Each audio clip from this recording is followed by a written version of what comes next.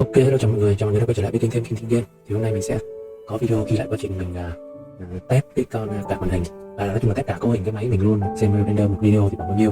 Thì như các bạn thấy ở trên màn hình đó, thì video này có dung lượng render ra nó rơi vào khoảng 14 GB. Đó, chất lượng là Full HD 124 đó, mình chọn high quality luôn. Thì nó estimate render là tốn khoảng đâu đó là 16 phút. Rồi còn như trên màn hình thì các bạn có thể thấy được là đây là thông số đây là trạng thái của máy. Khi mà đang render thì CPU gần như làm việc là gần như 100%, GPU làm việc gần 100% này. Mạng thì nhiều bit bao nhiêu, RAM thì làm việc khoảng 10 GB.